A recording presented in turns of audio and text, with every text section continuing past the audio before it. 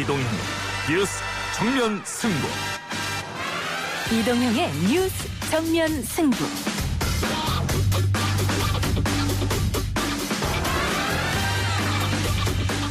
청취자 여러분 안녕하십니까, 이동형입니다. 이인영 통일부 장관 후보자 인사청문회에서 사상 전향 논란이 뜨거웠습니다. 혹시 후보자님께서도 나는 주체 사상을 버렸다, 신봉자 아니다 하신 적 있습니까? 아무리 청문위원으로서 물어보신다 해도 온당하지 않은 질의 내용이라고 생각합니다. 주체사상 버렸다, 이게 그렇게 힘든 말입니까? 그 당시에도 주체사상 신봉자는 아니었고 지금도 아니다. 이 점은 분명히 말씀드립니다. 착각되지는 않으시길 바랍니다. 주체사상, 전대협 등 지난 시대의 이야기가 청문회장에 등장했습니다. 오늘 기자 언박싱에서 어떤 논란이 있었는지 자세히 전해드리겠습니다. 취임하자마자 수사검사, 기소검사 공중분해시키고 좌천시켰어요. 전제 사실이 틀렸습니다. 저는 해당 사건의 수사팀을 그대로 유지하는 인사를 한 바 있습니다. 다른 자료 다 뒤져봐도 수명자라는 말 쓴 적이 없더라고요. 저게 있다니까요. 왜 자꾸 따지려고 그래? 답변만 하시면 되지. 추미애 법무부 장관과 통합당 김태흠 의원 간의 설전이 회자되고 있습니다. 추미애 법무부 장관의 탄핵 투표는 본회의에서 부결됐습니다. 오늘 더불어민주당 남영희 정책위 부의장과 이용주 전 의원 두 분 모셔서 해당 논란을 비롯한 현안들 분석해드리겠습니다. 공공무대를 설립하고 지역의사제를 새로 도입하고자 합니다. 국립공공무대는 신속한 진행을 위해 남원, 상암대, 피부에 따른 기존 정원 49명과 기존 부지를 사용하게 됩니다. 코로나19 대응과 공공의료를 위해 의대 정원을 열리겠다는 정부 여당의 계획. 의협은 8월 총파업을 들고 반대하고 있습니다. 공공의료 강화 대책 발표한 더불어민주당 김성주 의원 연결해서 이야기 들어보겠습니다. 6411번 버스라고 있습니다. 2시간 정도 걸리는 버스입니다. 매일 같은 사람이 탑니다. 여러 정류장에서 아주머니들을 다 내려준 후에 종점으로 향하는지를 아는 사람은 없습니다. 강물은 아래로 흘러갈수록 그 폭이 넓어진다고 합니다. 더 낮은 곳으로 내려갈 때 실현될 것입니다, 여러분. 이등병의 편지 원곡자이시죠? 4부에서는 고 노회찬 의원의 2주기 추모 헌정 앨범을 준비하고 있는 가수 김현성 씨 모셔서 관련 이야기와 음악 들려드리겠습니다. 7월 23일 목요일 이동의 뉴스 정면 승부 시작합니다.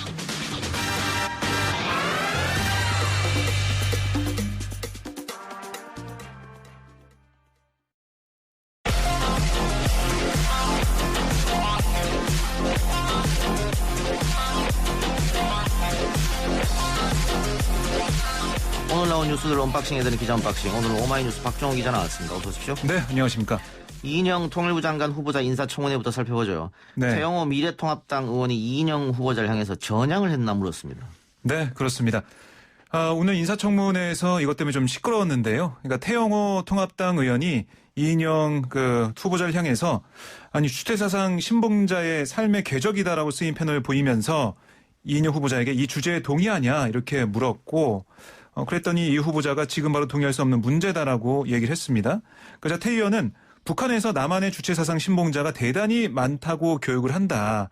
전대협, 그러니까 이인영 후보자가 의장으로 있었던 전대협이라는 조직이 있는데 이 조직 성원들은 매일 아침 김일성 초상화 앞에서 남조선을 미제 식민지로부터 해방하기 위한 충성의 결의를 다진다는데 그런 일이 있었냐라는 질문을 했어요. 옛날 얘기를 들춰낸 거죠. 그랬더니 이 후보는 그런 일 없었다. 전대협 의장인 제가 매일 아침 김일성 사진을 놓고 충성 맹세를 하고 주체사상을 신봉했다는 기억이 없다라고 답을 했습니다. 33년 전 얘기를 하고 있는 거죠. 그랬더니 태영호 의원이 여기서 그치지 않고 계속 공세를 이어갔습니다. 이번 청문회 준비를 하면서 이인영 후보자 삶의 궤적을 많이 봤는데 사상 전향을 했는지 찾을 수 없었다. 후보자도 언제 어디서 이렇게 나는 주체사상을 버렸다라고 한 적이 있는가라고 추궁을 했습니다. 그러니까 주체사상을 신봉한 적이 없다는 이인영 후보자가 이렇게 또 얘기를 하니까 사상 전향을 언제 했냐고 계속 다그친 거예요. 그래서 이걸 들으면서 아니 이게 어떻게 이런 얘기가 청문회에서 나오냐라고 기자들끼리 또 웅성웅성 얘기도 하긴 했는데 이 후보자가 이렇게 얘기했습니다. 전향이라는 건 태영호 의원처럼 북에서 남으로 온 분에게 해당하는 얘기다. 제가 남에서 북으로 갔거나 그런 사람이 아니지 않는가.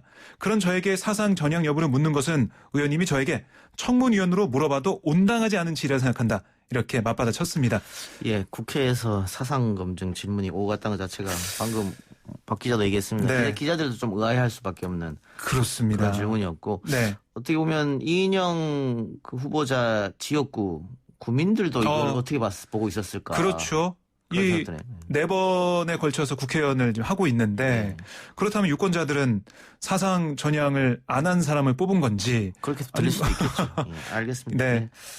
일종의 해프닝 같은 거네요. 뭐. 네, 근데 뭐 이게 오늘 통합당 의원들이 이건 색깔로 공세를 계속 좀 이어갔어요. 이어서 뭐 질문했던 박진 통합당 의원 같은 경우도 그 87년 고려대 총학생 시절 전대협 서대협 의장으로서 작성한 것으로 알려진 뭐 동지어 전진, 동지어 투쟁 이런 문건을 공개하면서 뭐 이 혁명의 주체는 수령, 당, 대중, 이 삼위일체의 힘이라고 쓴 부분을 읽은 다음에 이런 생각이 동의하냐? 뭐 이렇게 좀 물어봤거든요. 그리고 이승만 정권은 괴뢰 정권이 아니라 유엔이 인정한 한반도 유일의 합법 정권이고 이승만 대통령은 단순히 이승만 박사가 아니라 대한민국 초대 대통령, 건국 대통령이라 다시 한번 얘기할 수 있는데 동의하냐 이렇게 물었습니다. 뭐 이런 얘기가 좀 오고 가면서 글쎄요 오늘 이 청문회 자체는 뭐 여러 가지 다른 주제도 있었지만 이 주체 사상 이걸 검증하는 전향 문제 또 색깔론 이게 많이 제기됐다 이렇게 볼 수가 있겠습니다. 알겠습니다. 오늘 본회의에서는 추미애 법무부 장관 탄핵 소추안 표결이 있었죠. 결과는 어떻게 됐습니까? 네, 뭐 예상했던 대로 부결이 됐습니다. 그러니까 의석수대로 결과 나왔다라고 볼 수가 있는데. 오늘 배현진 원내대변인의 제안 설명을 들은 다음에 바로 소추안 표결에 들어갔습니다. 찬성은 109표, 반대는 179표, 기권, 그러니까 무효가 4표였습니다.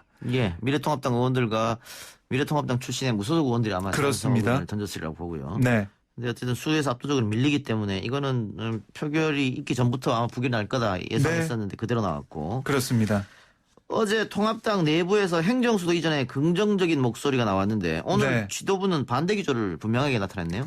뭐 어제 오세훈 전 시장 그다음에 정진석 의원 등등해서 뭐 논의할 수 있다 이렇게 얘기를 했거든요. 근데 어제 그래서 기자들이 김종인 비대위원장을 물어봤더니 아니 그거는 개인적 의견이고 당의 의견이 아니다라고 선을 그었습니다.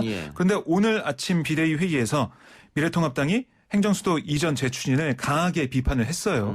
김종인 위원장 오늘 뭐라고 했냐면 수도권 부동산 투기 대책이 전혀 성과를 거두지 못하고 국민들의 원성이 높아지고 대통령의 지지율이 급락하니까 급기야 내놓은 제안이 행정수도를 세종시로 옮기겠다는 얘기다. 이게 과연 정상적인 정부 정책이냐라고 지적을 했습니다. 그러니까 행정수도 이전 자체가 뭔가 이 프레임 바꾸거나 판을 바꾸려는 그런 시도다라고 본 거예요. 그러니까 김종인 위원장은 어떻게까지 얘기했냐면 노무현 전 대통령이 선거의 재미 좀 봤다고 하지 않았느냐. 이번에도 선거 재미를 보려고 민주당이 저런 측면이 없지 않다라고 제기했습니다. 뭐 어쨌든 이 부분은 헌재에서 판결이 있었기 때문에 그렇습니다. 확실한 건 개헌을 해야 되는 것이거든요. 네네. 원포인트 개헌을 못할 일은 없으니까. 그렇습니다. 지금 여당 의석수에서 한 뭐 20석 정도만 더 찬성하면 개헌이 이루어지잖아요. 근데 그렇죠. 미래통합당 쪽에서도 충청 의원들 또 수도권 이외의 지역구를 갖고 있는 의원들은 이 반대할 명분이 잘 없거든요, 사실. 그렇습니다. 국토균형발전, 인구분산 뭐 이렇게 생각했을 때 언제까지 당 지도부가 반대를 할지는 모르겠습니다. 또 이걸 가지고 여당과 대립각을 세웠을 때 나중에 뭐 보궐선거라든가 대통령 선거에서 이득을 볼 수 있을지. 왜냐하면 지금 국민 여론은 찬성이 좀 더 높거든요. 아마 미래통합당도 이걸 가지고 계속 고민하지 않을까 그런 생각도 드네요. 그렇습니다. 아무래도 말씀하신 것처럼 원포인트 개헌한다고 해도 표에서 전혀 뭐 모자라지가 않거든요. 제 생각에는. 그러니까 통합당 내에서도 이탈표가 있을 거라고 봅니다. 그렇기 때문에 통합당이 이렇게 뭐 프레임 전환 얘기를 하면서 비판하고 있지만 당 내부의 뭐 의견을 좀 모으는 과정이 필요하지 않을까 생각을 합니다. 예. 줄어들던 코로나19 신규 확진자가 다시 늘었습니다. 네, 참 저희가 뭐 지역 감염 확진자가 4명이라고 해서 이제 잡히는 거 아니냐 이런 얘기도 했었는데 오늘 그 0시 기준으로 지역 발생이 39명이 나왔습니다. 그러니까 이게 18일 만에 최다예요. 걱정이 되는데 경기도가 28명, 서울이 12명, 광주가 9명, 인천 3명, 부산 2명. 쭉 보면 수도권이 72.9%입니다. 그리고 또 문제가 뭐냐면 요양시설, 또 교회, 그리고 전방부대 집단 감염까지 계속 늘어나고 있어요. 그러니까 포천의 군부대에서 발생한 14명의 그 장병들 확진자가 있고 거기에다가 이 군부대에서 했던 강사 2명 또 강사 가족 1명 그래서 17명까지 늘었거든요. 그리고 교회에서도 8명, 11명 계속해서 확진자가 늘어나고 있다는 속보가 나오고 있는데요. 그래서 이게 어떻게 잡힐 수가 있을까라는 생각이 좀 많이 드는 상황입니다. 그러니까 좀 줄어들었다가 늘었다가 롤러코스터 탄 것처럼 가지 않을까 생각이 들어요. 어쨌든 방역 당국에서 철저하게 노력을 하고 있기 때문에 뭐 이 정도 수준으로 유지하고 있다. 그렇습니다. 뭐 EU 국가인 일본이나 미국 같은 경우에는 급속도로 늘어가고 있거든요. 미국 같은 경우는 하루에 7만 명, 6만 명 예. 신규 확진이 되고 있는데요. 뭐 예. 믿겨지지가 않는 상황이 예. 벌어지고 있습니다. 방법은 역시 백신 개발밖에 없지 않겠느냐. 혹은 네. 치료제 개발. 그렇습니다. 이런 생각이 듭니다. 알겠습니다. 네. 의대 정원이 16년 만에 늘어난다. 교육부가 늘리기로 5천 명 정도입니까? 아마 그렇게 지금 계획을 짜고 있는 것 같은데. 네, 한 4천 명 정도 4,000 명? 늘리겠다. 예. 이렇게 좀 얘기하고 있습니다. 의사협회가 강력 반발하고 있습니다. 네. 의협은 의대 정원 증원 밀어붙이면 8월 14일이나 18일에 총파업하겠다. 총파업하겠다. 그렇습니다. 이렇게까지 얘기하고 있는데. 아니 정원이 늘어나면 네. 그 의사 한 명당 확진자 수, 환자를 보는 수도 줄어들 테고. 네. 지금 코로나19 이후로 연일 피로를 호소하고 있는 의료진들에게도 좋은 걸 텐데 왜 반대하고 의사협회에서 이게 반대합니까? 정원을 늘리는 것에 대해서? 네. 그러니까 이게 의대 정원 확대 방안이 이게 근본적인 그러니까 지역 의료 체계가 좀 부족하잖아요. 예. 그걸 해결할 수 있는 근본적인 대책이 아니다라고 의협은 좀 보고 있는 거예요. 예. 그러니까 이렇게 정원을 늘리는 것보다 의사 배치를 잘해야 된다. 의사 배치를 지역에 잘 순환 배치를 해가지고 이걸 막아야지 지금 정부가 내놓은 이 의사를 늘리겠다 하는 것은 근본적인 대책이 아니다라고 주장하고 있습니다. 글쎄요. 제가 봤을 때는 의사협회에서 강력 반발하는 것은 결국은 나의 기득권을 지키겠다 이런 생각 같은데요. 뭐 그런 지적도 나오고 있는데요. 의협은 그렇게 얘기하지 않고 있고요. 그러니까 뭐 어쨌든 지금 보면은 정부의 대책이 의협 입장에서 볼 때는 근본적인 대책이 아니다는 주장만 펼치고 있습니다. 어쨌든 정부에서는 4천 명을 10년간 추가 양성해서 이 중에 3천 명을 지역 의사로 보내겠다는 겁니다. 예. 지역에서 10년 동안 근무할 수 있게. 그 약속을 지키지 않으면 의사 면허를 박탈하겠다 이거잖아요. 그렇습니다. 네. 그래서 뭐 국민들이 아마 시청자들이 아니 청취자분들이 판단하실 것 같은데요. 이게 계속 추진되면서 여론이 어디로 갈지 여기에 따라 뭐 이게 강력하게 추진되거나 아니면은 의협의 주장처럼 뭐 이건 좀 아닌 것 같은데 이렇게 뭐 여론이 만들어질 것 같습니다. 예. 조국 전 법무부 장관이 본인과 관련된 기사 중에서 문제가 있는 기사나 유튜브 그리고 댓글을 발견하면 제보를 해달라 이렇게 말했는데 네. 고소하겠다는 겁니까? 네, 법적 조치를 하겠다라고 얘기를 하고 있습니다. 오늘 페이스북에 글을 올렸는데 뭐라고 했냐면 많은 시민들이 제 사건 관련 허위 과장 보도 자료를 학교 이메일로 보내주신다. 그래서 별도 관리를 위해 계정을 열었다라고 이메일 주소를 적었습니다. 그러면서 문제 있는 언론 기사, 유튜브 내용, 댓글 같은 온라인 글을 발견하면 이 계정으로 이메일 계정으로 보내달라라고 얘기를 했습니다. 그래서 검토해서 민사상 또 형사상 소송을 제기하겠다라고 얘기를 했어요. 예. 그러니까 계속해서 지난 20일에도 페이스북을 보면 저와 제 가족의 명예를 지키기 위한 최소한의 방어 조치를 하겠다라고 얘기하고 있거든요. 그래서 뭐 보도 같은 것을 링크를 걸어서 문제제기를 하고 있습니다. 그러니까 시간이 걸리더라도 문제 기사 하나하나 찾아서 모두 조치하겠다라고 얘기하고 있습니다. 알겠습니다. 중국과 미국 관계가 또다시 얼어붙고 있는데 미국의 중국 총영사관 폐쇄가 네. 발단이 됐는데 뭐 중국에서도 보복하겠다 이런 얘기가 들린 것 같아요. 뭐 중국에서도 우한에 뭐 다시 열게 되는 그 미국 대사관을 뭐 폐쇄하겠다 이런 얘기까지 좀 나오고 있는데요. 그러니까 이제 미국에서 휴스턴에 있는 중국 총영사관을 전격 폐쇄하도록 조치를 했어요. 그랬더니 이 얘기를 듣고 중국 이 총영사관 안에서 뭔가 태웠다는 거 아닙니까? 자료를 태우는 그런 게 좀 추측이 돼가지고 뭐 여러 가지 얘기가 나왔습니다. 기밀문서 태우고 이제 폐쇄되니까 태우고 가는 거 아니냐 이런 얘기도 나왔는데 어쨌든 미국 국무부는 뭐라고 하냐면 총영사관 휴스턴 주재 총영사관 폐쇄 요구는 미국인의 지식재산권과 개인정보 보호를 위한 거다라고 얘기를 하고 있어요. 그러니까 그러니까 미국에서 뭔가 의심하는 건 뭐냐면 코로나19 전국이나 아니면 여러 사안마다 뭔가 정보를 빼가고 있다. 이거를 빼돌려서 중국이 그걸 가지고 뭔가 이용하고 있다. 이런 의심을 하고 있는 겁니다. 그래서 총영사관 열 수가 없다. 그렇게 얘기하고 있고요. 반면에 휴스턴에 있는 중국의 총영사는 뭐라고 하고 있냐면 입만 열면 미국이 거짓말하고 있다. 수작 그만 집어치워라.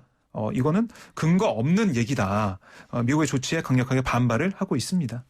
알겠습니다. 글쎄 언제까지 이 싸움이 지속될지 알 수가 없는데 좀 네. 지켜보죠. 오늘 이야기 여기까지 듣겠습니다. 수고했습니다. 네, 고맙습니다. 1부 순서 마치고요. 2부 원포인트 정치 토론 코너로 돌아옵니다.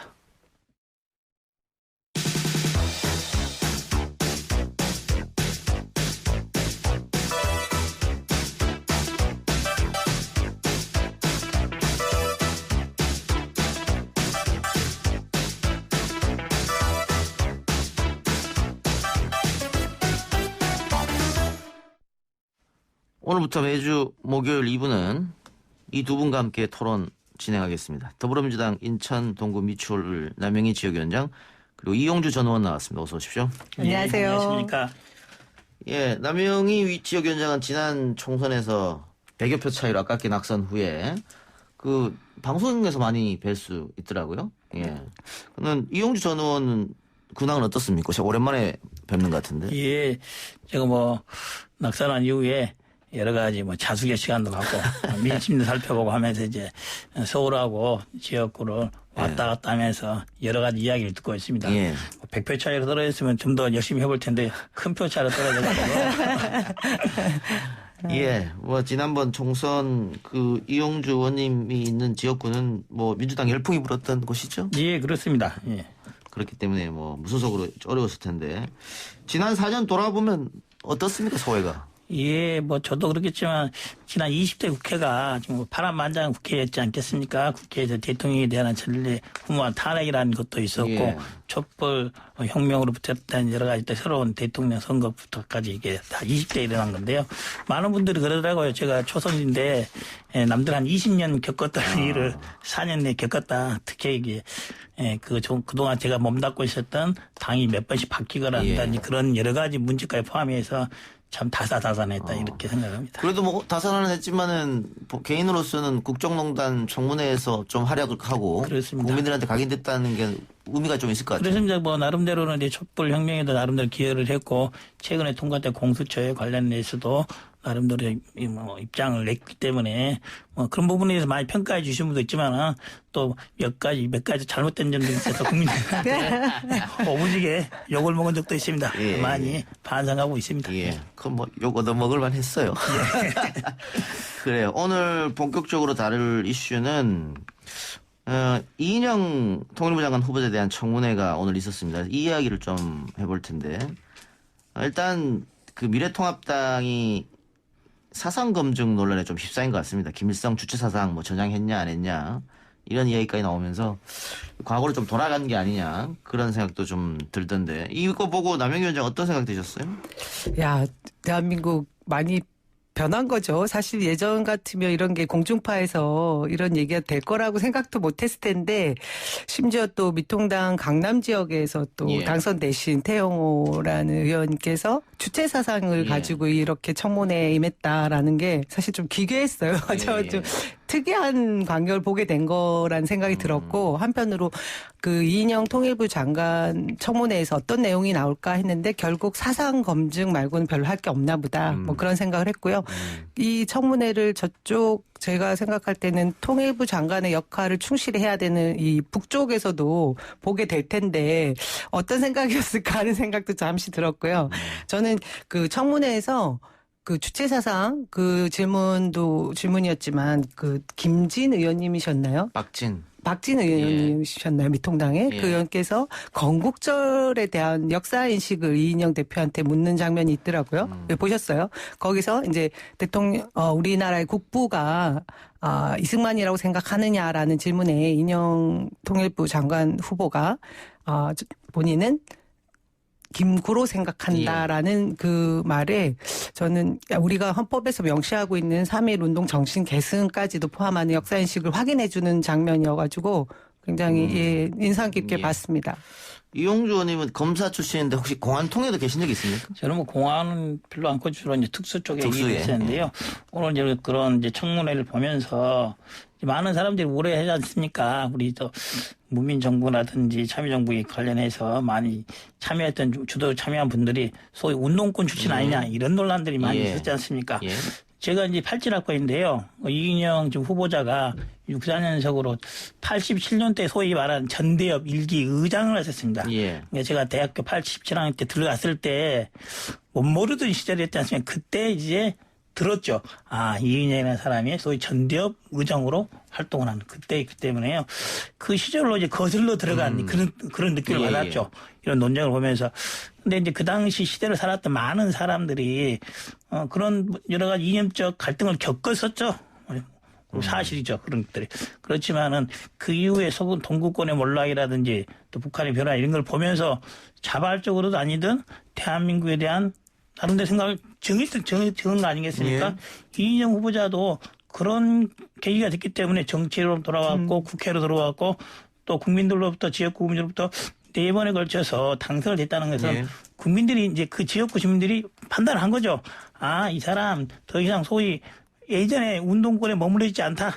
이제는 대한민국을 같이 이끌어갈 수 있는 충분한 자격이 있다. 소위 빨갱이 아니다. 이미 도장을 찍어준 거죠. 또 4번씩이나. 그렇기 때문에 더 이상 거기에 대해서 과학을 해결하는 듯한 사상 전향 논쟁은 더 이상 불필요하다 이렇게 생각합니다. 그렇죠. 젊어서 혁명을 꿈꿨지 않았던 자 없다 하고 이제 이 나이 들어서 현실적인 문제를 생각하지 않을 거라는 의심 자체가 말이 안 되는 거죠. 근데 이인영 후보자 그 청문회에서는 별 논쟁이 없을 것이다 이런 게 중요하게 의견으로 나왔었는데 생각지도 못하는 사상검증 논란이 있어서 제가 한번 질문 드려봤고 근데 박지원 국정원장 후보자에 대한 청문회가 이제 27일 날 예정돼 있고 월요일 날 예정돼 있죠. 여기가 아마 더 세게 붙지 않을까. 지금 뭐 주호영 원내대표 같은 경우에는 저가 내통하는 사람 이런까지 표현했단 말이죠. 게다가 뭐 전가 있는 사람이 어떻게 국정원장이 되냐 뭐 이런 이야기까지. 우리 이 전 의원님께서는 박지원 후보자하고도 친하잖아요. 좀 친합니다. 친하고요. 근데 뭐 아까 말한 대로 뭐 적과 내통을 해서 이런 취지는 아마도 이전에 이제 국민의 정부 있을 때 나름대로 성과를 냈지 않습니까? 북에 가서 남북대화라든지 이렇게 했고 또 이후에 또 박지원 전 대표님께서 북한의 정세라든지 외국의 정세에 밝아서 어떤 일이 일어날 거냐 자주 또 예고를 하셨어요. 그런 것들이 내통한 거 아니냐 이런 우려를 바친 것이지 우려를 받는 것이 전혀 그런 건 아니다. 말씀드리고 싶고요. 박지원 전 대표께서 국정원장에 내정이 돼서 많은 사람들이 그런 기대를 갖는 것 같아요. 아, 박지원이 이제 국정원장 하면은 남북관계 뭔가 잘 되지 않겠냐.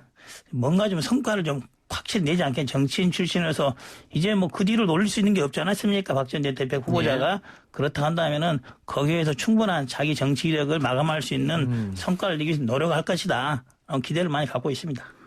그 주호영 원내대표께서 말씀하신 적과의 내통을 했던 사람 그 표현이 지금 태영호라는 의원을 소속 당에 두고 있는 원내대표의 말이라는 게 제가 너무 좀 이런 말이 나올 수 있나라고 과하다라는 생각을 했습니다. 그리고 아까 이용주 의원님께서 말씀하신 것처럼 박지원 전 의원님 이번에 국정원장 후보자는 누가 봐도 뛰어난 정보력 아마 저쪽 미통당에서 더 잘 알고 계실 거예요. 그게 이제 두렵지 않을까?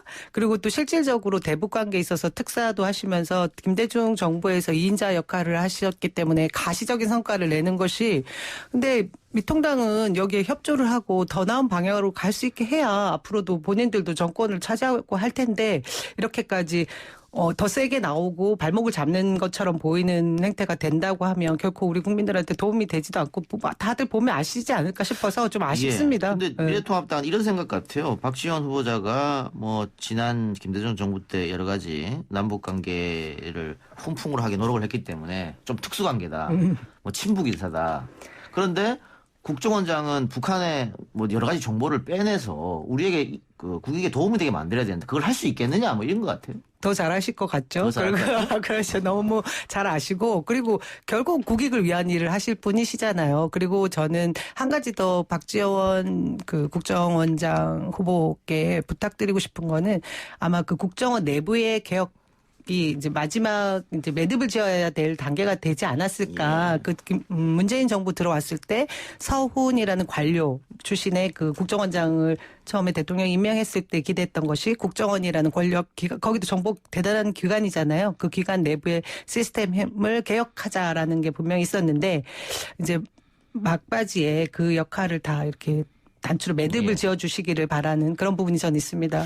근데 그 뭐 저까지 내통했다고 이야기는 했습니다만은 북한 매체에서는 혓바닥을 함부로 놀리지 마라. 이게 박지원 후보자한테 하는 얘기입니다. 그리고 배은망덕한 수작을 하고 있다. 이렇게 엄청나게 비난을 했단 말이죠. 후보자로 지명되고 나서 이건 왜 그런다고 생각하세요?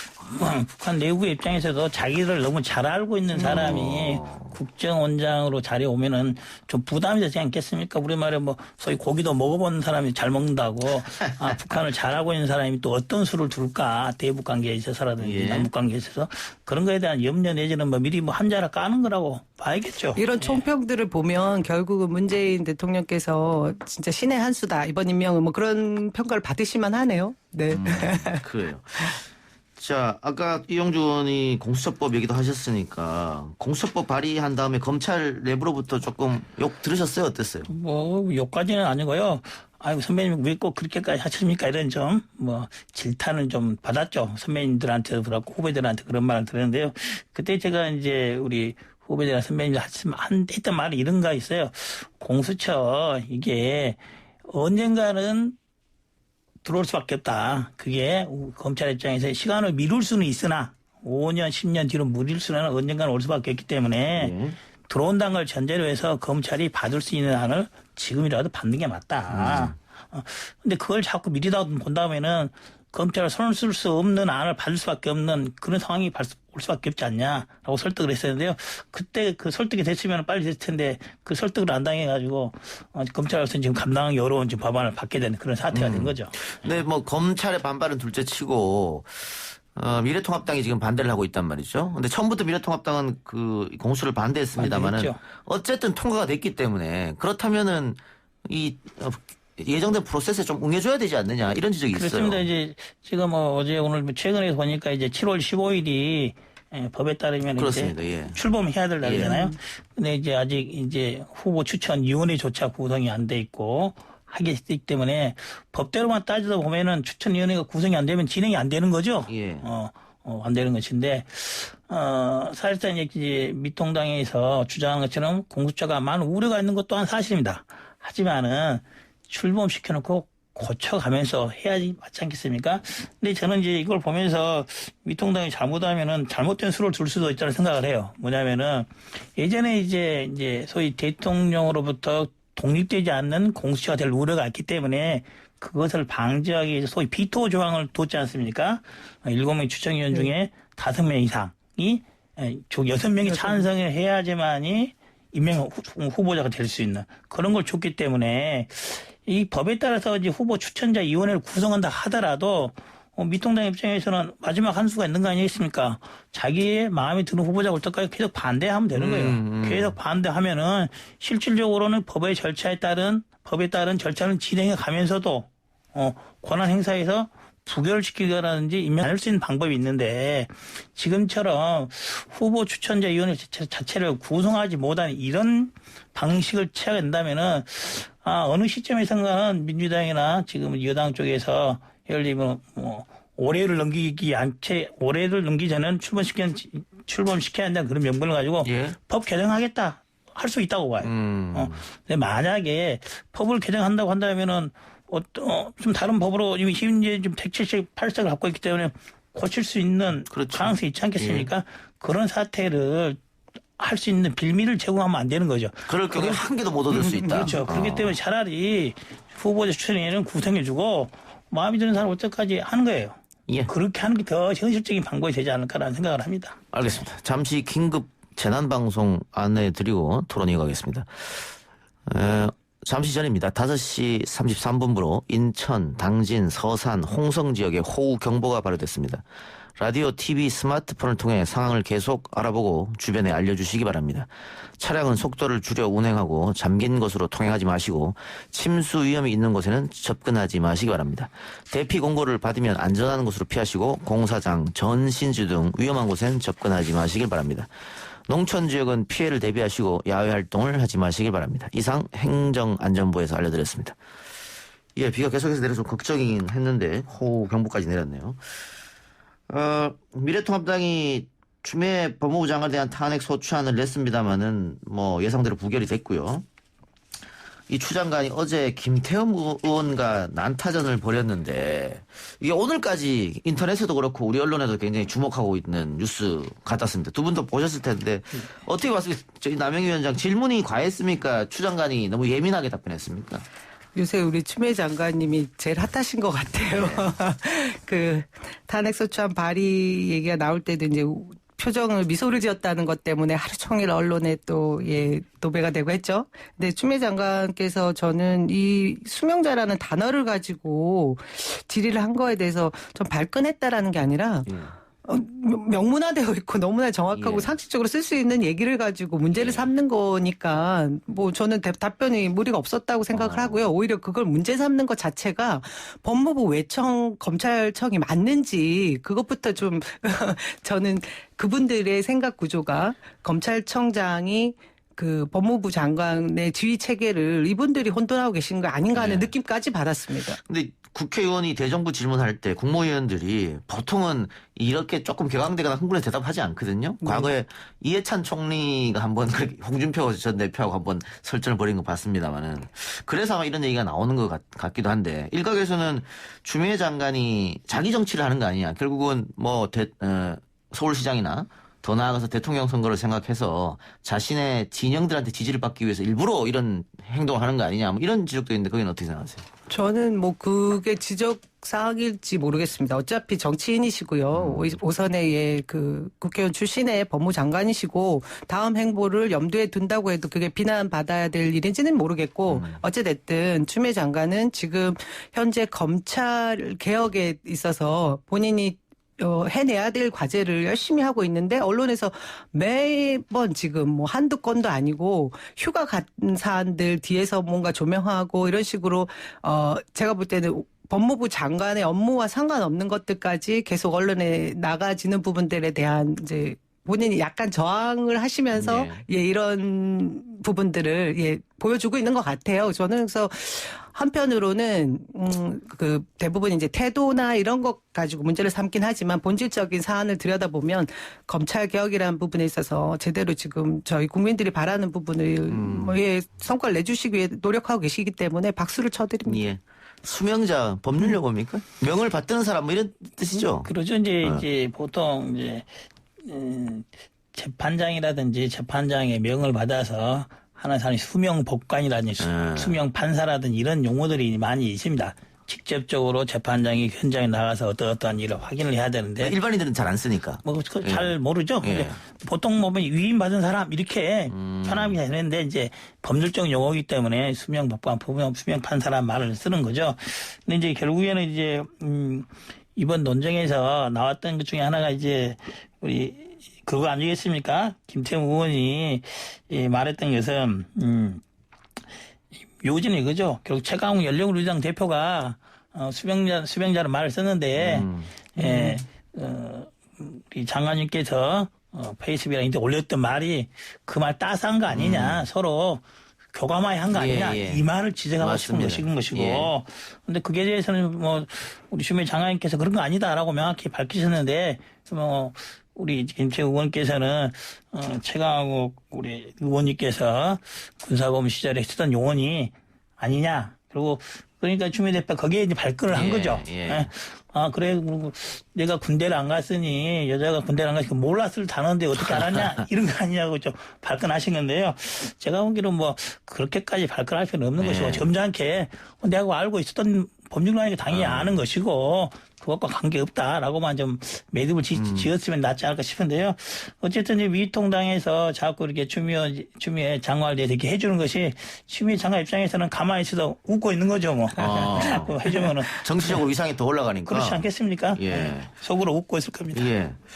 그 윤석열 총장에 대한 장관의 지휘권 행사 이거는 어떻게 보셨어요? 뭐 지금까지 2번밖에 없었던 일이고 검사 출신이시니까 또 다르게 해석할 수 있을 것 같은데. 저도 뭐 이전에 천정배 장관이 이제 김종빈 검찰총장에 대해서 지휘권을 행사했을 때도 나름대로 또 글도 쓰고 해서 좀 시끄러 언론에 난 적도 있었는데요. 저는 기본적으로 검찰 출신이어서 장관이 검찰총장에 대한 수사 지휘권 행사는 기본적으로 자제돼야 된다고 저는 맞다고 생각을 해요. 기본적으로 자제되는 게 맞다. 근데 어쨌든 이제 어떤 형식으로든 그 당시 김종빈 총장께서 결국에는 뭐 지휘권 수용을 행사를 수용을 하고 대신 거기에 대한 정치적인 책임을 지고 사퇴를 하셨죠. 근데 이번 사태 경우에는 어쨌든 형식적으로는 지휘권 행사는 우여곡절 끝에 수용은 했는데 총장 자리를 지키고 있는 꼴이 돼서 이 부분이 지금 검찰 내부나 법조계에서는 저것이 이제 온당한 처신이냐 저렇게 하는 게 맞느냐 어쩌느냐를 두고 논란이 많이 되고 있는 거예요, 사실은. 보통 이제 조금 있으면 있을 검찰 내부 인사라든지 이런 것도 예전에는 검찰총장과 법무부 장관이 협의해서 많이 하게 되는데 이제 검찰총장이 소위 지휘권이 검찰총장이 일반 검사들은 지휘권 소위 인사권을 통해서도 행사가 되는데 이게 결국에 이제 인사에 대한 의견을 낼 수 있는 길이 사실상 어려워지는 게 아니겠습니까? 그렇게 된다면은 검찰총장이 일반 검사자나 검사들에 대한 사실상 인사권이 행사가 어렵다고 한다면 사실상의 지휘권이 형식적인 지휘권이 있으나 실질적인 지휘가 어려워지는 그런 상황을 계속 임기 동안에 남았다 하더라도 그걸 계속 유지하는 게 맞는지에 대한 정무적 판단은 검찰총장이나 법무부 장관, 대통령도 충분히 고민해야 될 지점이다 이렇게 봅니다. 리더십이 흔들리는 건 당연한 것이고 더 나아가서 식물총장이 될 수도 있다 지금 그거 지적하신 것 같네요. 그렇습니다. 그런데 남영 위원장님 식물총장으로 불리든 아니면 리더십이 흔들렸든 간에 차기 대선 주자 여론조사를 하면 이낙연 1위, 이재명 2위, 3위가 윤석열입니다. 제가 보면 일단 야권의 대권 후보가 지금 가시적으로 보이는 분이 별로 없다 보니까 어차피 이 대선 후보라는 게 100 안에 들어서 누군가는 이제 나눠 가져가는 측면이 있지 않습니까? 지지율이라는 게. 근데 이제 야권에서 두드러지는 부분이 없다 보니까 윤석열 검찰총장이 계속 이제 거기 후보군에 들어가 있는 상태라서 그렇게 보이는 것 같고요. 실제로 이분은 검찰 조직 내 그 마인드만 가지고 지금까지 살아오신 것 같아서 제가 볼 때는 굉장히 정치권으로 나오실 거라는 상상은 잘 안 듭니다. 이게 대선 후보로 직접 뛰어드실 것 같지는 않고요. 그리고 앞으로 어떤 전개가 또 펼쳐질지 모르겠지만 검찰 개혁 이후에 지금 수사되는 방향이나 이런 부분에 있어서 이분이 야권 후보로 계속 갈지는 미지수인 것 같아요. 그래서 윤석열 총장이 평소 아는 성품으로 보아 쉽게 정치를 할 수 있는 그런 성품은 아닐 겁니다. 아니겠는데 또 환경이 바뀌면 어떻게 바뀔지 모르겠으나 지금 이제 대선 후보자 중에 이제 3위에 나타난 것은 윤석열 총장에 대한 지지율보다는 야권에 아무런 후보가 없는 거죠. 아무런 후보가. 그래서 오히려 야권에 대한 질타를 국민들이 그렇게 평가를 해주는 게 아닌가 이리 생각을 하고 있습니다. 예. 자, 아까도 공수처 이야기를 좀 했습니다만은 남영 위원장 이제 민주당 소속이니까. 네. 이영주 전 의원이야 오히려 더 쉽게 법을 바꿀 수도 있다 이렇게 얘기합니다만 민주당 소속 그렇게 말하는 게 더 어려울 것 같아요. 근데 실제로 이 압도적인 의석 180석에 가까운 의석을 준 국민들의 열망은 그 무소불위의 검찰을 개혁하기 위한 거였고 공수처라는 걸 설치할 때 최초의 그 의견들도 그 문재인 정부의 국정과제 핵심 국정과제였지 않습니까? 검찰개혁에 저는 방점을 두고 있다고 생각하거든요. 원래는 고위공직자 수사 비리 수사처지만 이런 부분에 있어서 우리가 법을 바꾼다고 해도 이번에 공수처를 설치를 해야 된다고 저는 생각하고요. 그것이 국민에 대한 도리라고 봐집니다. 어제 열린민주당 최강욱 대표가 노무현 대통령 연설을 다시 패러디해서 한 연설이 있습니다. 저도 그걸 몇 번은 계속 들었는데 그 연설을 한번 들어보시면 저도 100% 공감했거든요. 그런 권력기관 한번 우리 국민들한테 이제 내놓을 때 되지 않았나. 아까 말씀하신 대로 공수처가 옥상옥이 될 수도 있지만 또 바꿔가더라도 그 무소불위 권력이었던 그 검찰의 그 독점적인 권력을 견제할 수 있는 그런 공수처가 법을 바꾸더라도 설립돼야 된다고 생각합니다. 근데 그렇게 되면 어쨌든 이 새로운 국회도 계속해서 여야 대립과 대치는 당연히 따라올 수밖에 없겠다. 그래서 그렇죠. 당시 이제 공수처 관련 법률이 20대 국회에서 일반적인 절차가 아닌 소위 패스트 트랙이라는 절차를 통해 했지 않습니까? 그리고 이제 그 법안을 통과하기 위해서 그 당시 여야 간에 정치적 합의로 주고받은 것들이 많이 있었지 않겠습니까? 이 정도 절차를 해서 진행하겠다고 했는데 지금 같은 이제 아무런 상황 변화가 없는데 민주당이 일방적으로 법을 바꾸자 하면은 논란이 될 것 같아요. 정치의 신이라든지.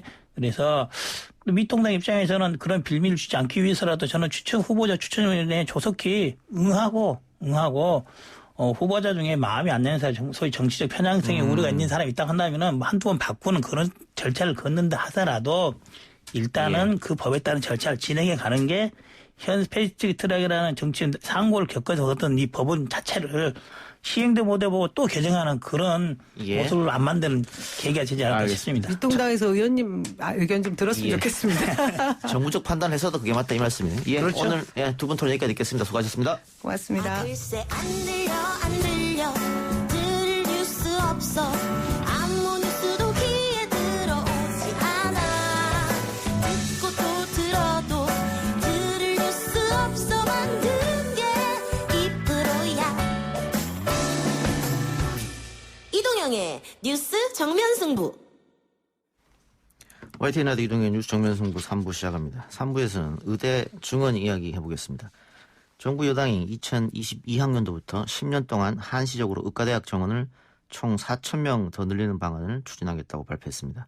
하지만 의대 증원에 반대하는 대한의사협회는 총파업 등 집단 행동을 예고하고 나섰습니다. 더불어민주당 국회 복지위 간사를 맡고 있는 김성주 의원 연결해서 입장 들어보겠습니다. 의원님 나와 계십니까? 예, 안녕하세요. 예, 안녕하십니까? 네, 반갑습니다. 10년간 4,000명의 의사 인력을 늘리겠다. 일단 우리나라 의사 숫자가 다른 나라에 비해서 적다 이렇게 보시는 겁니까?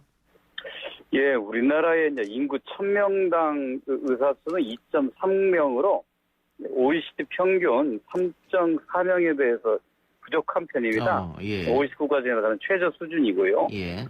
이 절대 의사 수가 부족한 것보다도 사실 지역별, 그러니까 특정 과목별, 또 분야별 인력의 부족 현상이 심각합니다. 예를 들어서 수도권에는 많은 좋은 의료기관과 의료 인력이 있지만 지방에는 그런 게 없음으로 인해서 수술을 제대로 받지 못하는 이런 불편이 있고요. 성형외과나 피부과에는 굉장히 많은 의사들이 몰리지만 중증, 또 응급 또는 수술 이런 분야의 의사 전반적 부족한 상태입니다. 예.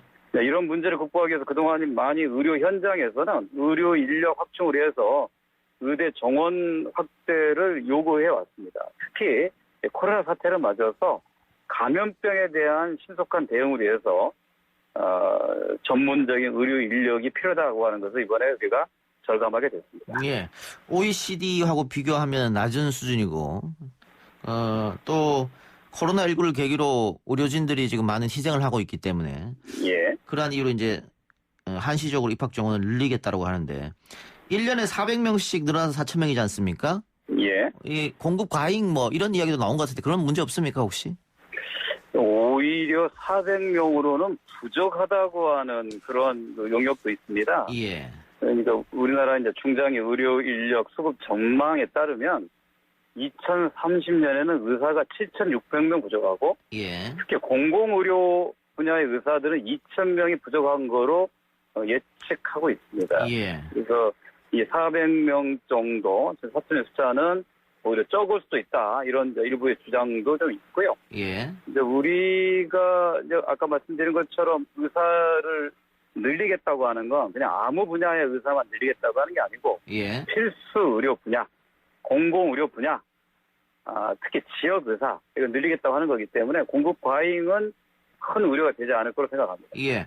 근데 의원님 말씀처럼 서울 또 대도시에서는 의사가 그렇게 모자라지 않은데 중소도시로 가면 갈수록 많이 모자라지 않습니까? 근데 이거를 의사를 정원을 늘려서 이 인원들을 그럼 지역으로 투입한다 이런 지금 보관이십니까?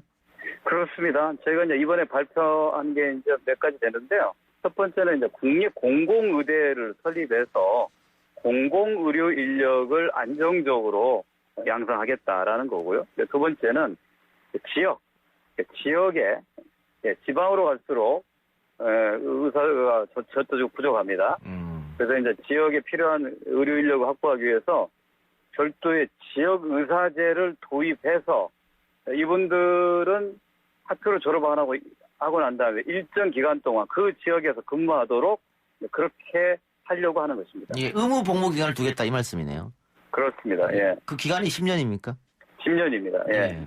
그럼 10년 후에는 자기들이 선택권을 가지고 그때는 이동해도 된다 이 말씀이잖아요. 예, 뭐 그렇게 뭐 할 수 있을 거고요. 그런데 가급적이면 지역에서 남도로 하는 것이 원래 이 제도 도입의 취지이기 때문에 지역에서 계속 활동할 수 있도록 다양한 뭐 지원 등을 정책적으로 고려해 나갈 생각입니다. 예. 그런데 이 10년을 묶어놨기 때문에 혹시 이게 헌법 소원이 제기되거나 이런 우려도 있을 것 같은데요? 그렇습니다. 예, 이제 헌법상에는 이제 직업 선택의 자유와 평등 원칙 위반이라고 하는 헌법 그 소원이 제기될 수 있는데요. 저희가 이제 비슷한 사례를 좀 찾아봤는데요. 예. 현재 군 법무관의 경우에 10년간 의무 공부를 안 하면 변호사 자격을 상실하도록 되어 있는 법률이 있습니다. 예. 이거 과거에 이제 그 헌재 위헌 소송이 제기가 됐는데 2006년도 합헌이라고 하는 판결을 받은 적이 있습니다. 그래서 문제되지 않을 것이다. 저는 그렇게 생각하고요. 예. 혹시 뭐 생길 수 있는 논란에 대비해서 제가 지역 의사제에 관련된 입법을 제가 추진할 예정입니다.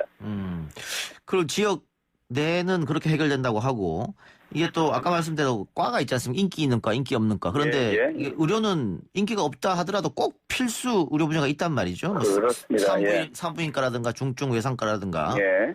이 부분은 어떻게 해결하실 생각이세요? 저희가 이제 지역 의사제에도 이 지역 의사제를 통해서 지역에서 그 활동하게 하는 의사들에게도 일반 그 동네 의원을 개원하거나 특정 과목에 편중되도록 하는 것은 저희가 제한을 할 생각이고요. 예. 이분들이 뭐 공공의료기관에서 일하시거나 또는 그 필수 의료 분야, 응급 의료 분야 또는 무슨 뭐 감염병 분야 이런 데서 일하도록 그렇게 정해갈 계획입니다. 근데 일단 그 의사협회에서 강력 반발하고 있단 말이죠. 총파업도 불사하겠다 이렇게 했는데 의사협회가 반발하는 이유는 어디에 있다고 파악하고 계세요? 아무래도 이제 의사 숫자가 늘어난다고 하는 어떤 면에서 보면 뭐 경쟁할 수도 있는 예. 이런 측면에 대한 좀 걱정을 하시는 게 아닌가 이렇게 생각을 하고 있고요. 예. 그러나 저희는 꼭 필요한 분야에 국민들의 생명을 지키기 위한 필수 의료 분야, 그다음 공공의료, 그다음에 지역 이렇게 배치하겠다는 게 여당초 목표이기 때문에 예. 뭐 그 내용을 충분히 이해하게 된다면 의사협회 측에서도 그렇게 크게 반발하지 않을 것이라 저희들은 생각합니다. 예. 의원님 말씀처럼 많은 국민들도 아마 의협이 반발한 이유에 대해서 기득권 지키기, 조금 속된 말로 하면 밥그릇 지키려고 그런 거 아니냐 이렇게 주장할 수 있을 것 같은데요. 일단 의협에서는 특정 지역과 감옥에 일정 기간 배치하겠다고 하는 것 이게 사회주의적 발상이다 이렇게 입장을 내놨어요.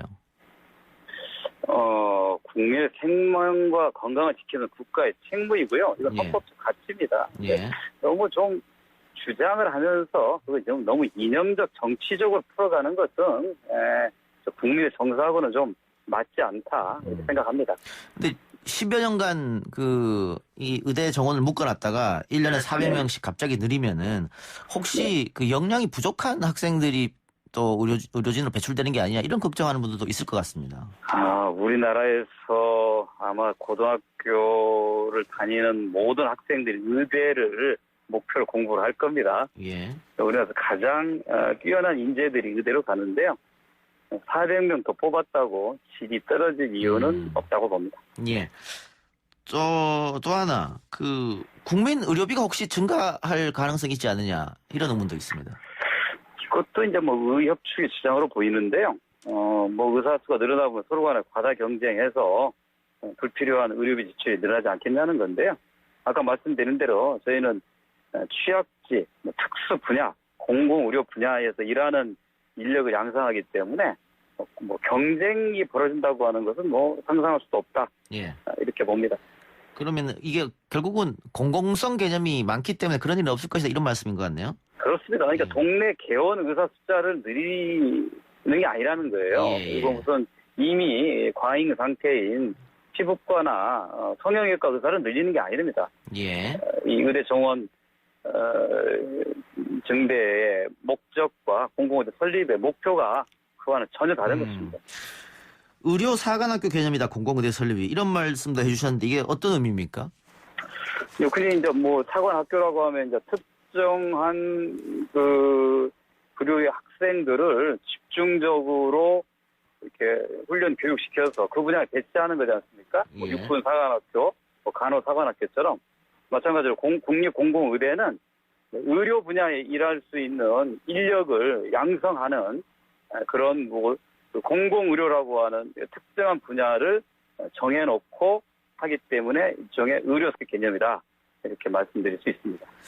알겠습니다. 그런데 지금 의협이 강력 반발하고 있고 어쨌든 총파업도 예고한 상태이기 때문에 그 총파업하고 계속 그렇게 의협이 강력 반발하면 정부 여당은 어떤 보관을 갖고 계세요? 그 이제 코로나19 때문에 이게 계속해서 의협에서 총파업하게 되면은 국민들 의료 서비스 받기도 상당히 어려워질 텐데.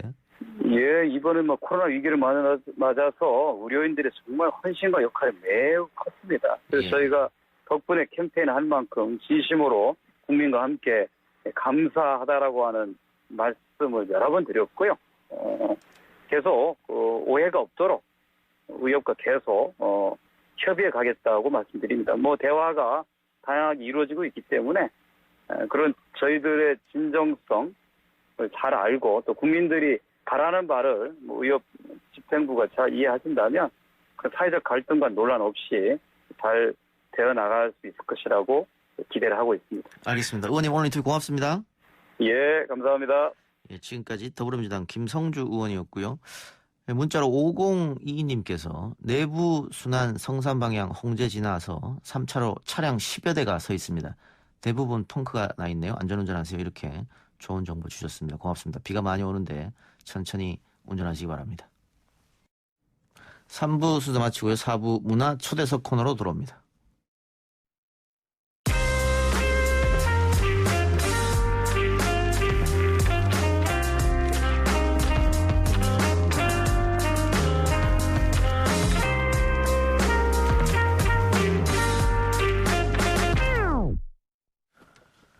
노동운동가이자 진보 정치인이었던 고 노회찬 의원이 세상을 떠난 지 오늘로 2년이 됐습니다. 고 노회찬 의원 2주기를 맞아 노회찬 재단에서 헌정 음반 발매와 공연 등 여러 추모 사업을 진행하고 있는데요. 노회찬 의원 추모 앨범 새벽 첫차 6411번을 제작한 김현성 작곡가, 또 노회찬 재단 김영탁 사무총장 모시고 이야기 나눠봅니다. 어서 들어오십시오. 네, 안녕하세요. 반갑습니다. 오늘 추모 공연 앞두고 리허설 중이었다는데 나와주셔서 고맙고, 추모 공연은 언제 예정되어 있습니까?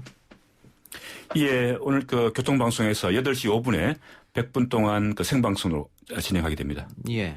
2시간 남았네? 예, 그렇습니다. 끝나고 또 바로 가셔야겠습니다. 바로 가야 됩니다. 예, 오늘로 노회찬 의원의 2주기를 맞았는데, 2주기 맞는 소회랄까요? 어떻습니까? 예, 오늘 마석 그 모란 공원을 방문하고 왔습니다. 인사를 드리고 왔는데요. 예, 비까지 내려서 마음이 좀 더 좀 착잡합니다. 예. 좀 보고 싶다는 생각이 더욱더 간절하네요. 예, 어떻습니까?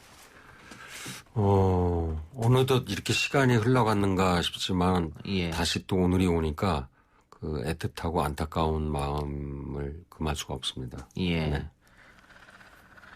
그래요. 그런데 우리 김현성 작가님은 어떻게 해서 이 추모 공연 앨범에 함께 하기로 그렇게 생각하신 겁니까? 사실 많은 그 정치인들이 많습니다만은 그 일반적으로 보면은 그렇게 기억될 만한 분들은 많지 않을 수도 있거든요. 예. 노회찬 의원님은 저 개인에게는 굉장히 기억에 남는 분이었고, 또 여러분들도 아시겠습니다만은 유머도 참 풍부하신 예. 분이고요.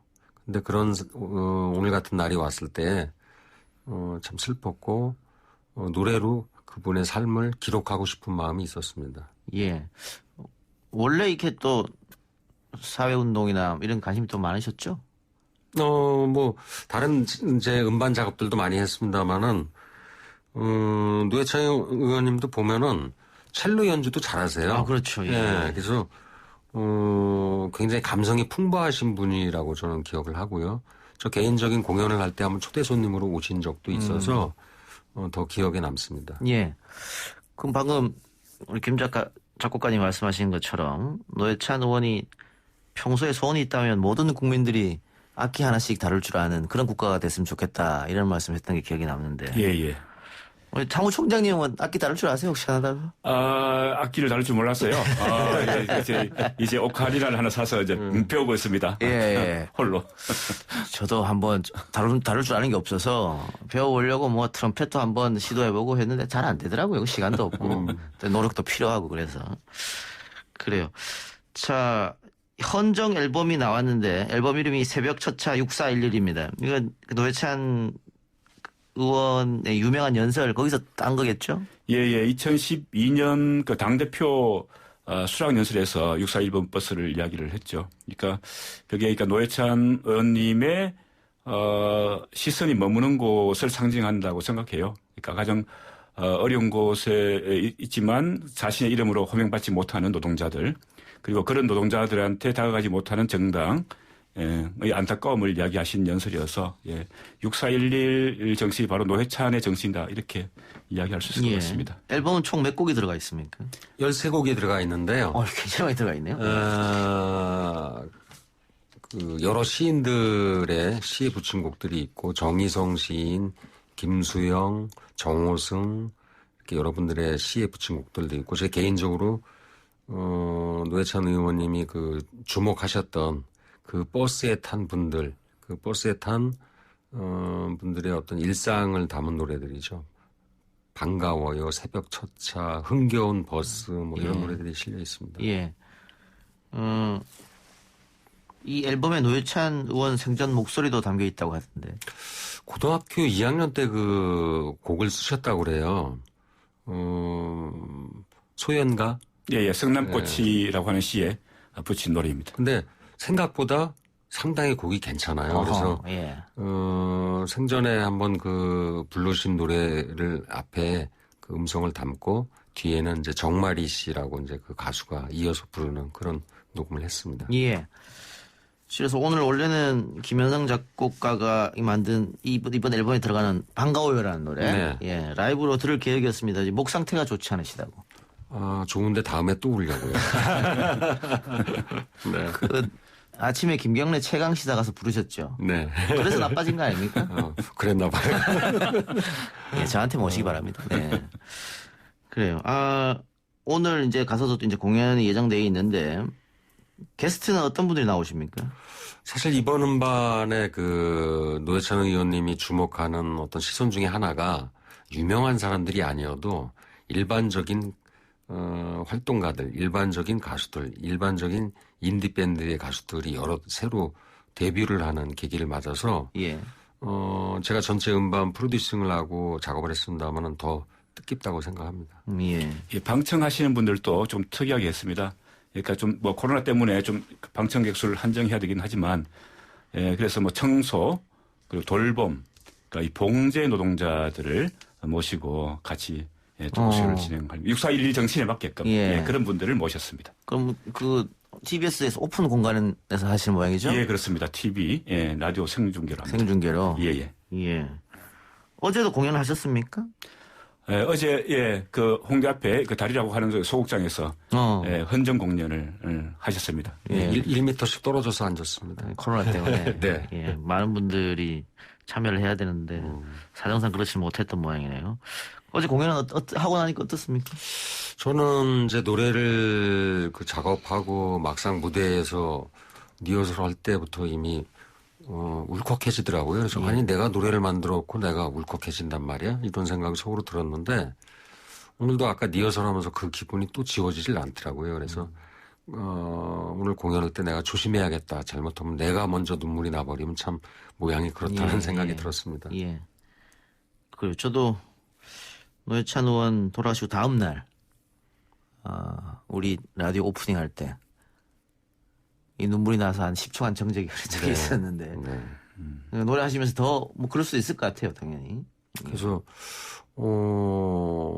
조심하려고 하는데 남자들도 그 눈물이 이렇게 나오더라고요.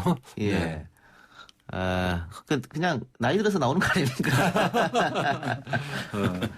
예, 우리 노회찬 의원도 저희 스튜디오 전화로만 계속 몇 번 하셨고 스튜디오 나오고 약속해 주셨는데 못 나와서. 그리고 이번 2주기를 맞이해서 추모 사업 가운데 음반 발매 이외에 영화 제작도 하신다고요? 예. 그 2주기에 개봉되는 건 아니고요. 3주기에 맞추어서 작업을 하고 있는데 노회찬 재단하고 명필름에서 제작을 지금 하고 있습니다. 민한기 감독께서 지금 진두지휘를 하고 계신데 이 제작 방향을 어떻게 잡을 것인가에 대해서 고민이 많으신 것 같습니다. 그럼 아직 완성되려면 멀었네요? 예. 내년 한 7월 정도에 맞추어서 극장에서 개봉하는 것으로 계획을 하고 있습니다. 3주기에 맞춰서 개봉하시려고? 예. 근데 추모 사업 가운데 음반 발매도 있고 이제 영화 제작도 있고 저한테도 제안 온 것은 노전 의원의 전기를 한번 쓰자 이런 제안이 온 적이 한번 있었어요. 예. 그래서 이렇게 하다가 성사는 안 됐습니다만은 많은 분들이 그만큼 노전 의원에 대한 생각들이 많은 것 같은데 노회찬 정신이라고 하면 어떤 게 있을 수 있을까요? 평전 작업은 지금 진행 중에 있습니다. 하고 있습니까? 평전 작업이 진행 중에 그건 역시 내년 3주기에 맞추어서 나올 거라고 이제 보고요. 예, 저보다 훌륭하신 분이 있을 거라고 봅니다. 예. 그러니까 노회찬 의원님의 정신을 6412 정신이라고 표현합니다만 이 가장 열악하고 힘든 속에서 일을 하고 있는 노동자들을 향한 마음을 가지고 있으면서도 그것을 단지 고통스러운 표현이 아니고 이 사람들의 좀 심금을 울릴 수 있는 감동을 줄 수 있는 그런 언어로 표현을 해내신 분이시죠. 멋진 정치인이셨죠. 예. 그러면 어때요? 노회찬 의원에 대해서 많은 분들이 아직 잊지 못하는 그런 이유, 그리워하는 이유는 어디에 있을까요? 서민적이라는 말이 사실은 흔해 보여서 별스럽지 않을 수 있게 들릴 수도 있는데 정말 서민적이라는 말은 많은 정치인들이 관심을 갖고 귀담아야 될 어떤 자세가 아닌가라고 생각합니다. 그래서 앞으로도 이만한 분들이 또 계실까라는 걱정이면 좋겠습니다만은 그런 분들이 좀 이어졌으면 좋겠다는 기대감을 갑니다. 예. 자, 근데 영화도 제작하고 음반도 제작하고 비용은 어떻게 충당하고 있습니까? 예. 저희 재단이 예산이 넉넉하지는 않습니다. 저희들은 어디 정부 기관이나 정당으로부터 지원을 받는 것이 아니고 순수하게 회원들의 후원금으로 운영되는데요. 이번 음반을 낼 때도 크라우드 펀딩으로 진행해서 비용을 좀 마련했고요. 내년도에 나올 극장용 다큐도 저희들이 제작 비용들을 좀 모금을 통해서 모을 생각입니다. 그래서 많은 분들이 좀 같이 참여할 수 있도록 그렇게 할 계획이고 저희 홈페이지에 들어오시면 계좌번호도 나와 있습니다. 예. 그런데 노무현 전 대통령을 모티브로 한 변호인이라는 영화는 상업 영화로서도 굉장히 성공했지 않습니까? 예. 안 그래도 그런 이야기가 나오고 있습니다. 어쨌든 다큐 영화부터 먼저 하고 난 이후에 좀 진행을 해야 될 것 같습니다. 예.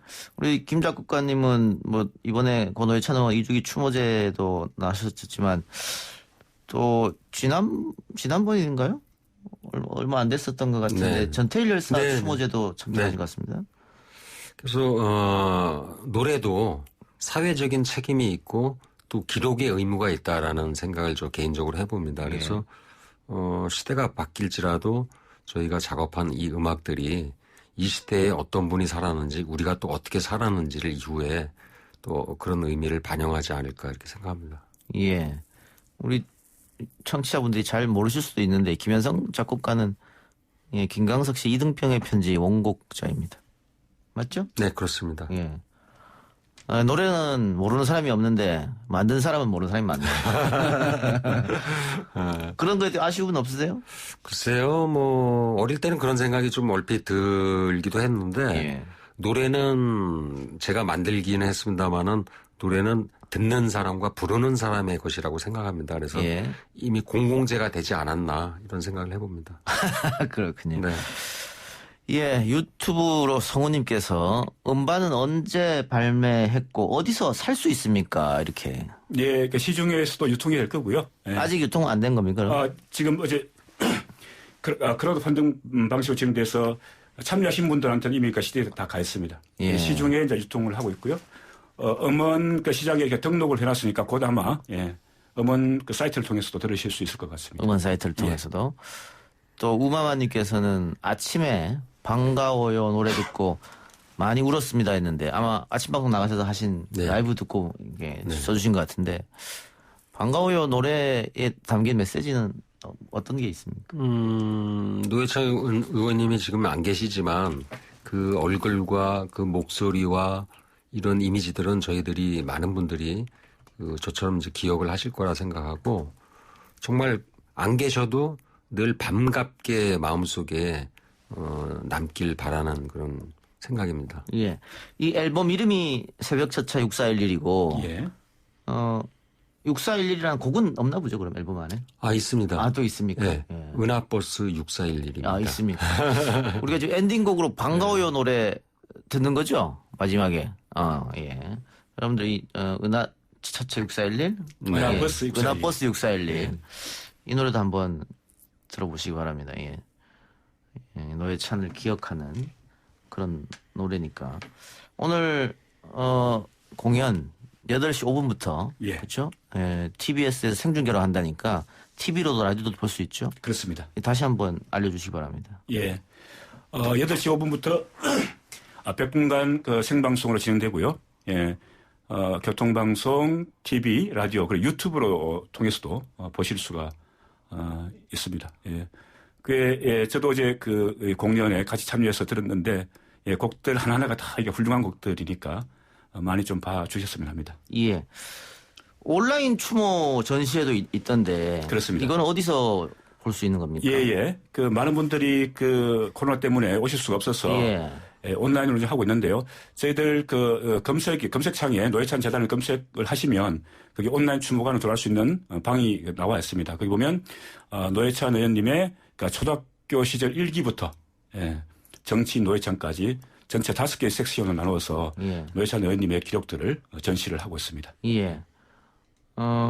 이 7월 18일에는 추도식을 하셨고 노회찬상 시상식 했다고 하는데 노회찬상이라는 건 어떤 거예요?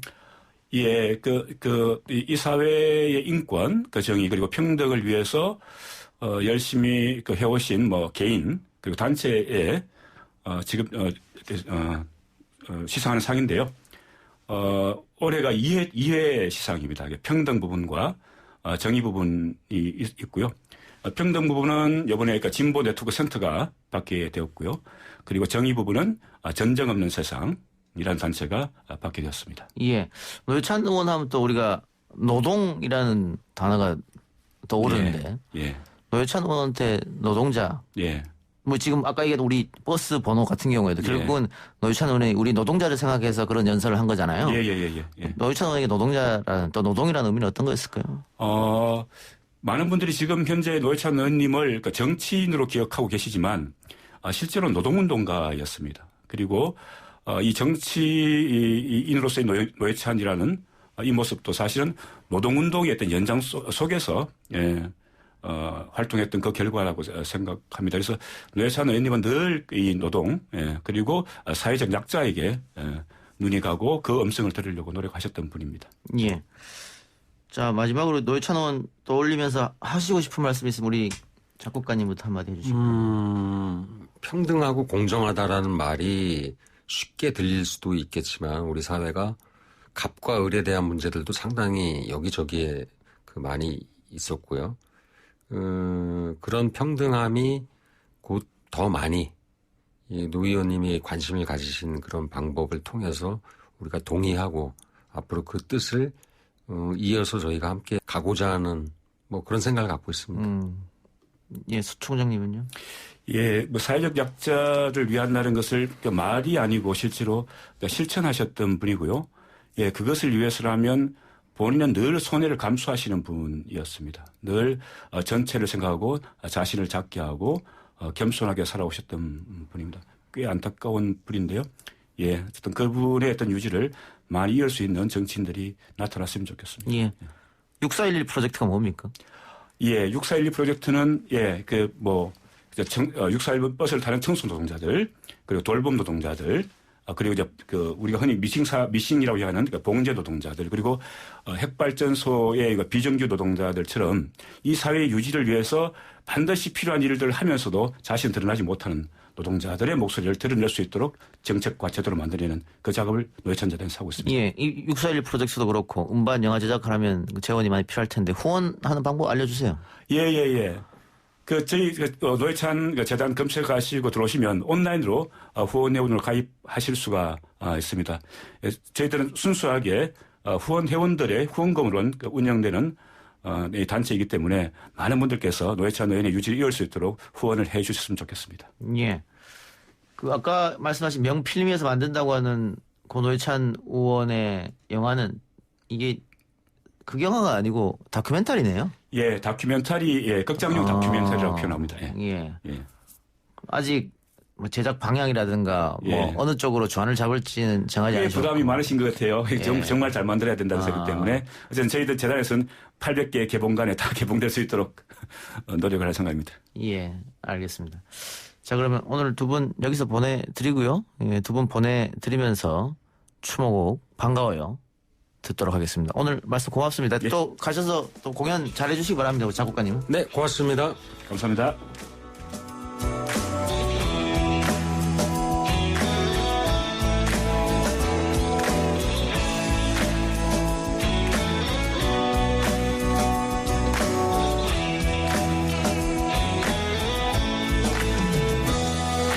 반가워요 노회찬 의원님 어딜 바삐 가시나요 나는 새벽 첫 차를 기다리는 빌딩 미화원 김씨랍니다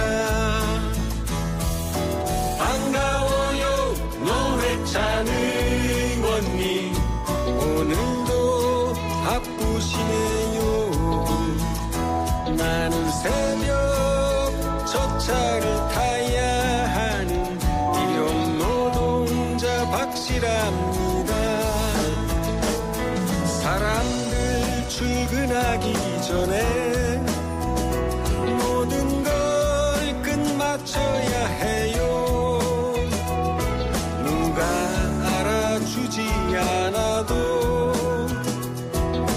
맡은 일을 묵묵히 해요 하루가 가고 다시 새벽 첫 차를 타요 내일이 오면 또다시 새벽 첫 차를 타요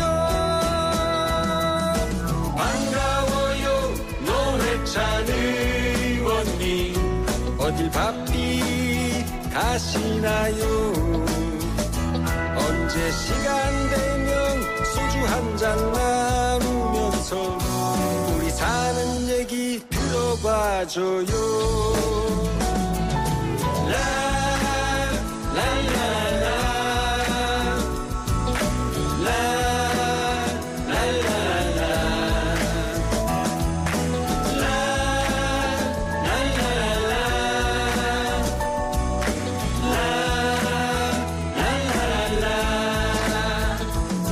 사람들 출근하기 전에 모든 걸 끝마쳐야 해요 누가 알아주지 않아도 맡은 일을 묵묵히 해요 하루가 가고 다시 새벽 첫 차를 타요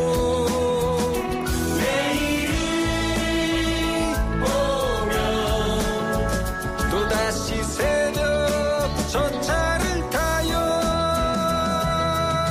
반가워요 노회찬 의원님 어딜 바삐 가시나요 언제 시간 되면 소주 한잔 나누면서 우리 사는 얘기 들어봐줘요 언제 시간 되면 소주 한잔 나누면서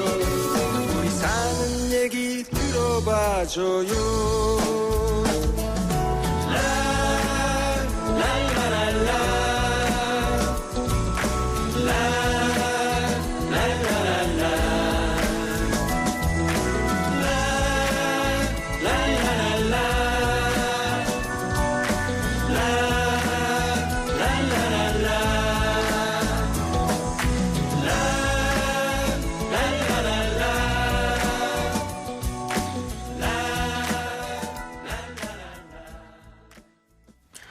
행정안전부에서 보내온 재난방송 알려드립니다. 2020년 7월 23일 18시 30분 김포시 지역에 호우 경보가 발효되었습니다. TV, 라디오, 스마트폰 등을 통해 내가 있는 지역의 기상사항을 계속해서 알아보고 주변에 있는 사람에게 알려줍니다. 차량은 속도를 줄여 운행하고 물에 잠긴 도로, 지하차도, 교량 등으로 통행하지 않도록 주변에 있는 사람에게 알려줍니다. 개울가, 하천변, 계곡, 해안가 등 급류에 휩쓸리거나 침수 위험이 있는 지역에는 접근하지 마시고 주변에 있는 사람에게 알려주기 바랍니다. 침수 지역이나 산간, 계곡 등 위험 지역에 있거나 대피 공고를 받았을 경우에는 주변에 있는 사람과 함께 즉시 안전한 곳으로 대피하시기 바랍니다. 공사장, 전신주, 지하공간, 축대, 옹벽, 담장 등 위험 지역에는 접근하지 않도록 하시기 바랍니다.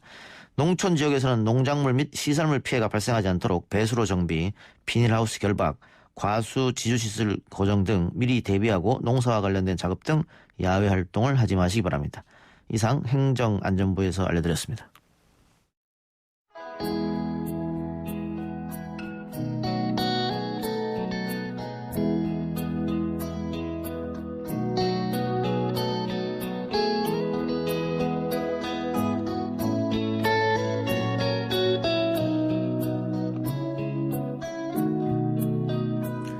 많은 비가 와서 걱정입니다. 또 많은 분들이 힘겹게 코로나19와 또 경제 위기와 싸우고 있습니다. 걱정 없는 날들이 어서 가까이 왔으면 하는 마음입니다. 잔잔하게 클로징 음악 한 곡 전해드리면서 오늘 방송 여기서 마치겠습니다. 다이어 스트레이츠가 부른 오하이오리 보내드립니다. 내일 다시 찾아옵니다.